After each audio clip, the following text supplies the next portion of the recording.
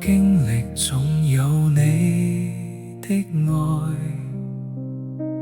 每個經歷總要學的功課，有驚有喜有悲，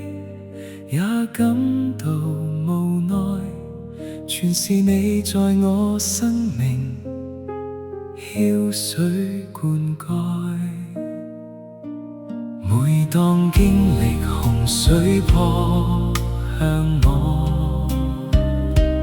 孤單死亡在我身邊經過，仍可平靜安穩，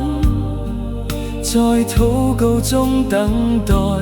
苦難中能見證你，認識你更深更多。